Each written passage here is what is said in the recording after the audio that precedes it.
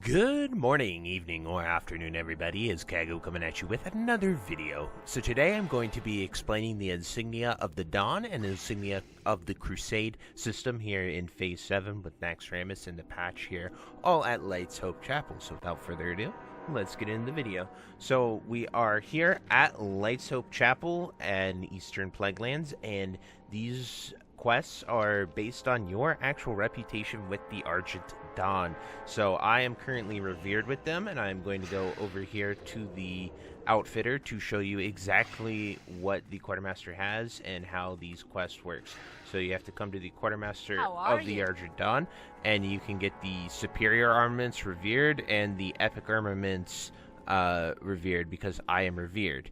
So if we were to take this quest for 7 Insignias of the Dawn and 7 Insignias of the Crusade, I could get this 30 salt bag, which everyone wants. You can also get a few other pieces of sanctified gear. I've talked about this a lot, so I'm just going to accept this quest and get that. Then there's also epic armaments, which is the really good epic gear.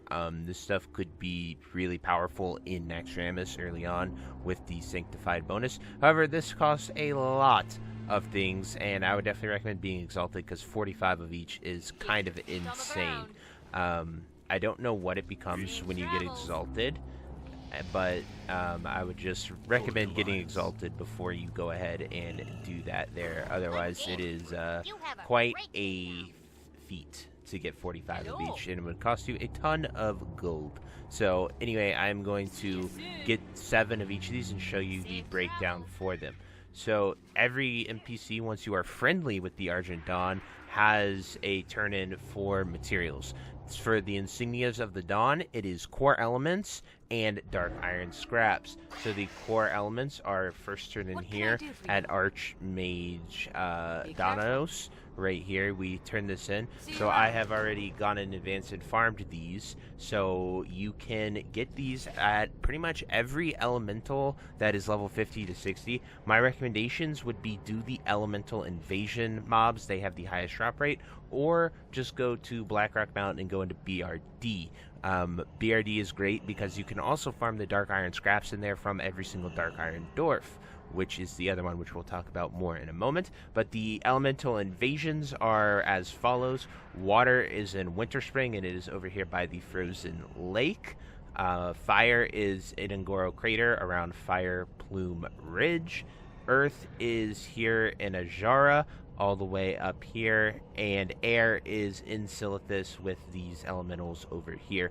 You can also just farm these elementals here, but they do not have the best drop rate for these elemental equations, but pretty much any elemental 50-60 is where you're going to go for that. So I'm going to turn this in, and on the first turn in you get gold as well as an Insignia of the Dawn, and you get 200 rep with AD. So it's very important to do each of these and then go towards what is the easiest to farm or most expensive. Subsequent turn-ins, as you'll see in a moment, will only give you a little bit. Safe travels. So the next one that we are going to go to is Binding the Dreadnought, which is right here with Corphex, and this is where you turn in Dark Iron Scraps. So as I mentioned, Dark Iron Scraps, as you can see, I have 150 of these because these are the easiest to get. We're going to turn in the first one, and it is going to give us 200 rep, as you can see, and then we have subsequent turn-ins. So Dark Iron Scraps are farmed pretty much from any Dark Iron Dwarf in the game.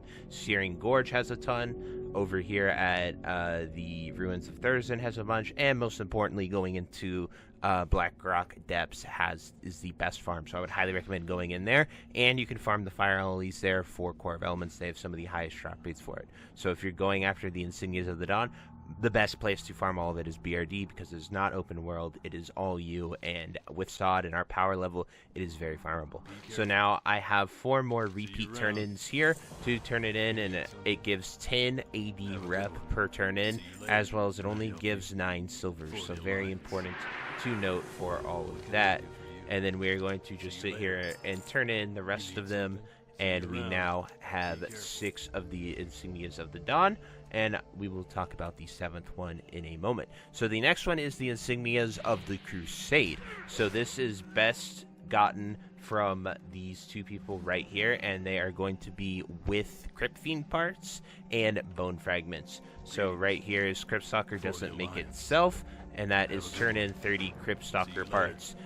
to get Crypt Fiend parts, you are going to want to go into either Stratholme, Skolo, or this little passage right here. It's called Terrordale, but this passage right here in EPL is just full of Crypt Stalkers, so if you want a place to go farm it solo, you can literally sit here, run around, and just fight all of the mobs and murder as many as you would like for tons of Crypt Stalker parts. The other spots are Stratholme has more of them, but there are a ton of mobs in Strath, so it is a bit hard to get in there and just specifically go after them.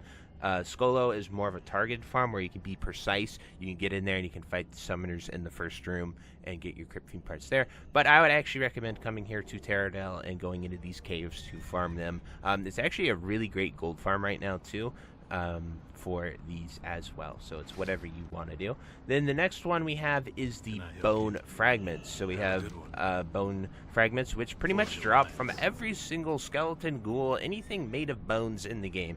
This table is so massive and large that it makes it very hard to sort of break down every single one that you can talk about. But as you see, I have 150 of those to chain turn these in like I did with the Dark Iron stuff. So you can find them pretty much every skeleton in Eastern Plaguelands, Western Plaguelands. Stratholme is amazing, Scholomance is amazing, and actually Karazhan Crypts is amazing. I actually farm most of these from just doing my Karazhan Crypt runs, and because most of the mobs in there are skeletons and bones, so it is a great place to do it. So if you're doing your daily Karazhan Crypts, you'll just get a ton of these bone fragments all by yourself. So we are now going to turn in every single one of these, just like with the Dark Iron Scraps. These also give us 10 reputation per turn in, as well as our Insignias of the Crusade. So the very final one that we're going to talk about is Savage Fronds. So the Savage Fronds are actually the wild card jack of all trades. It's actually out here with this druid of the Cenarian Circle. You talk to her, you get Savage Flora. And now what is important about these is that this counts for either of them. And so we can turn in these Savage Fronds, and then you get to choose either one. Originally, this quest actually gave you the ability to... it gave you the one of each on the first turn, but I guess that is changed here in SOD, and you get to choose each. So because Dark Iron Scraps are very plentiful, I am going to turn it in, and I'm going to get the Crusade ones because Crypt Fiend parts and Bone Fragments cost a lot more. So if you have 30 Savage Fronds, I'd recommend taking the Crusade, and then every time you subsequent turn in, you'll get to choose one of each as well. So if the Fronds are cheaper than the Crusade emblems for Bone Fragments and the Crypt Stalker parts, you should go with those. Savage Fronds are pretty much every single Lasher and plant that is in the game from level 45 to 60. Great places to farm these are going to be Ungoro Craters, where most of the vegetation of high level is. You can just run around, kill these Lashers, kill plants, anything like that. If you want instance farms, I would recommend Dire Maul East. In here in Feralis, Dire Maul East has tons of plants. You literally just jump down, fight the trees, fight the Lashers. In SOD, you can probably solo them with most classes, so it should not be too difficult with that. And then another one is actually Maradon Orange side. So if you go up to Desolus right here into Maradon, you can go purple or orange. I would recommend going orange because there's those rooms where there are just a ton of Lashers that you can go in and fight. Once again, you should be able to solo them in SOD. Our power level is immense. So anyway, since they changed that quest to not give you one of each, I messed up, and I have to go get 30 Dark Iron Scraps, so I am actually going to log on to my character and mail them over to show you the final turn-in, so I'll see you then. Vroop. Alrighty, so after magically, mythically acquiring 30 more Dark Iron Scraps, we're going to go over here to Binding the Dreadnought. We're going to turn these in, and now we're going to go get our beloved 30 slot bag. So I did farm the Bone Fragments myself. For the most part, I only had to get a few of them, but after that I did have to spend quite a lot of gold, so this ran me about 600 to 700 gold to get all of these and buy the 30 slot bag. Like I said, well, yes, this is sanctified. If you compare it to my rings right here, it's just not as good. Like, I would use the exalted one over this for a tank, as well as I have this Ring of Veclor as well, and I have just a bunch of ring options that I could use that are better than this. The only thing that this would be worth doing is Sanctified, but with the changes to Sanctified being capped, you probably can use your rings as pure DPS or tank or whatever you want from other ones. And then this dagger's not, like, you can get the Thundering weapon. It's not Sanctified, would not recommend this. The only two questions are this Healing Helm and this, but you can get other Sanctified pieces from Crusade Crypts that are just as good, or if not better than these. So I think the 30 slot bag is definitely the top priority to get. As you can see, this is literally just my bags from raid stuff and things that I have and need. Now it is repeatable, so you can get other ones if you so choose. However, the bag is unique, so you can only get one 30 slot bag. So it being repeatable is nice, and turning it in actually did give me 100 rep with the Argent Dawn. So at least turning in every quest once is worth doing. After that, I would highly focus on whatever is cheapest. Right now, that is Bone Fragments and Dark Iron Scraps. I'd imagine prices might go down, but I really wouldn't focus on anything other than that.